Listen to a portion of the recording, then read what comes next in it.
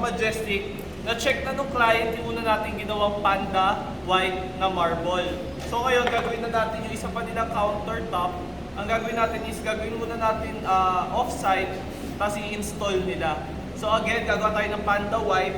Ang sukat nito is 3.98 kasama yung dalawang sides by 0.7. So 3.98 meters by 0.7. Mamaya sasabihin ko sa inyo kung ano yung naging consumption natin. Kasi medyo mas mataas to pagka naka 34 yung style natin gagawin. Okay? So wait nyo lang, naghahalo na tayo ng pintura.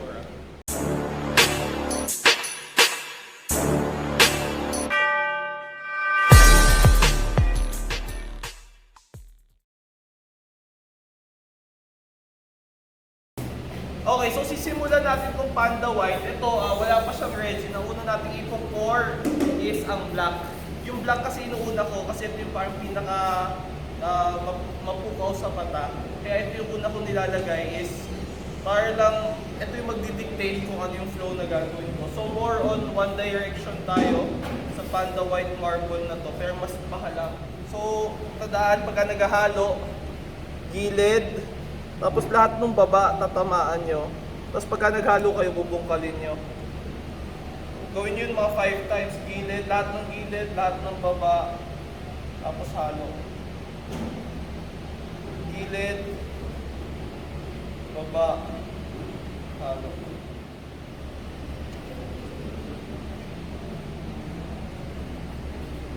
Okay. So ito yung isa kong major vein.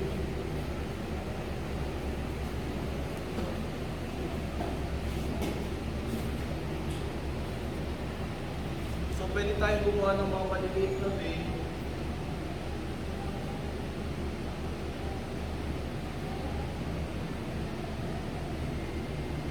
Para susupport siya.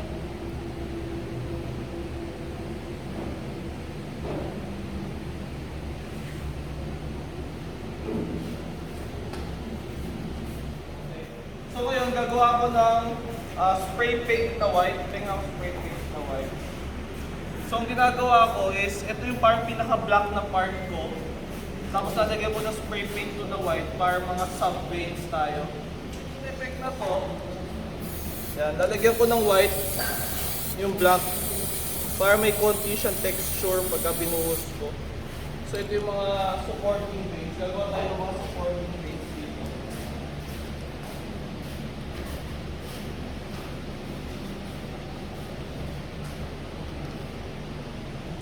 So makikita nyo na yung texture, may texture siya ng white.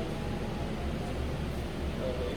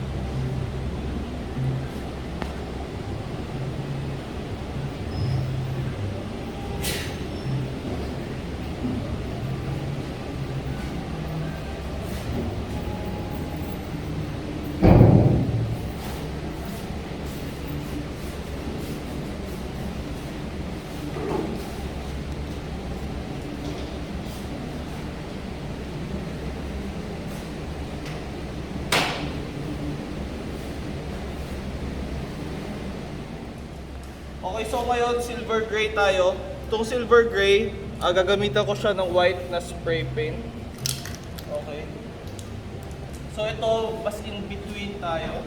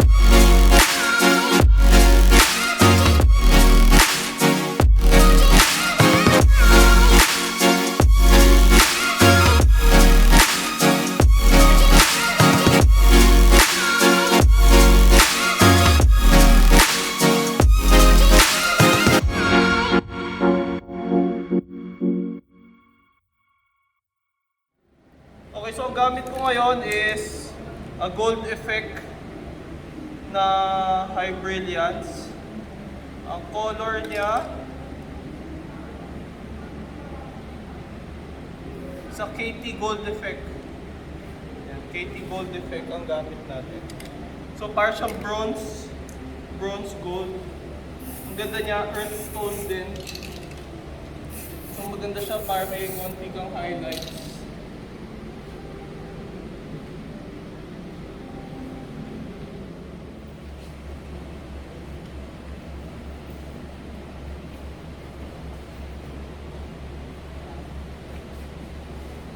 So papansin nyo, sinasabayan ko lang yung forma niya, kung ano yung galaw niya.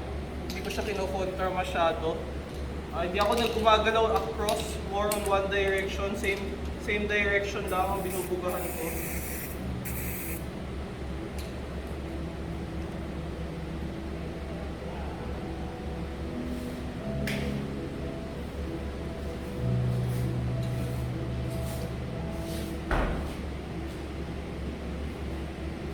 Tapos sinusundan ko lang yung curve niya. Hindi ko na binabago ang datingan.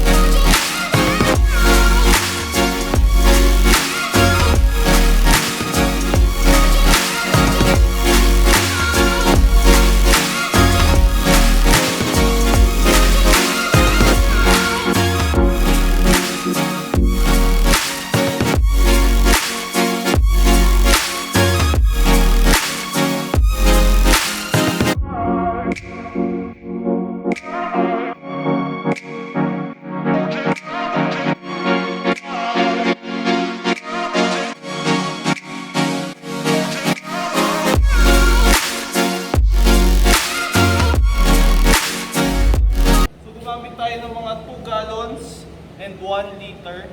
Ngayon, akin yung gold. So, mag-highlights na tayo. So, ngayon, mapapansin nyo, may mga out of place ako mga tuldok. May mga bilog, ayan, for example, ito. So, ngayon, out of place yan para sa akin. So, lalagyan ko siya. Ayoko ng mga tuldok-tuldok. So, magsisimula ako sa mga whites. Susunod naman siya sa'yo eh. Susundan mo din yung curve. Alisin mo din yung tuldok. Mamaya lalagyan ko yan ng gold.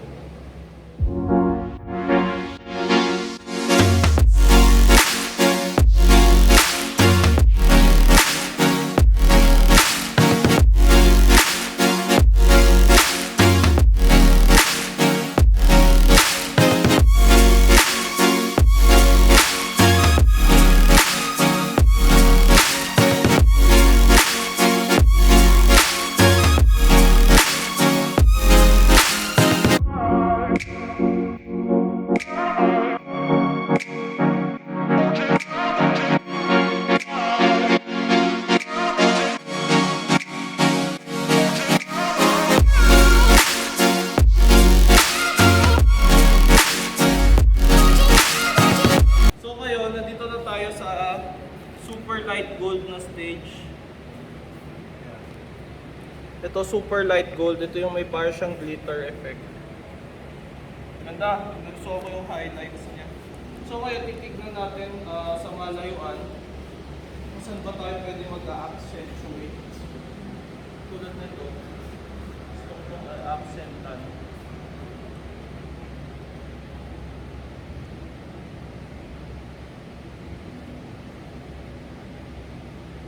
Susundan mo lang din siya.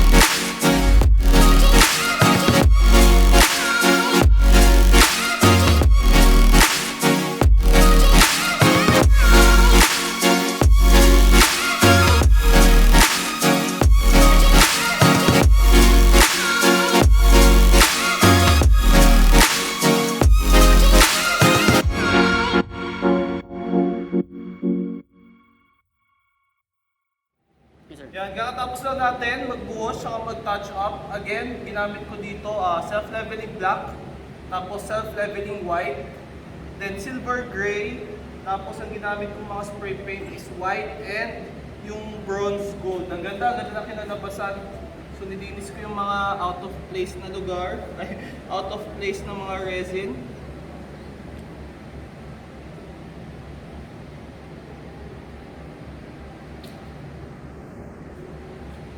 Then nahayaan ko na lang ito mamaya. Tapos mamaya, tatanggalin natin yung tape para bumagsak siya. Basically, yun na yun. Tapos gumamit din tayo na super light gold sa mga parts na nabitinan ako ng kulay. Super light gold. Okay. Yan. So mostly dirty pore siya. Ang ginamit natin dito sa 3.98. So 4 meter by 0.7 is 2 gallons. Ay 2 gallons, sabi na 2 gallons, more or less ng iba-ibang colors. Para at least alam nyo, so medyo makapal siya for top coat.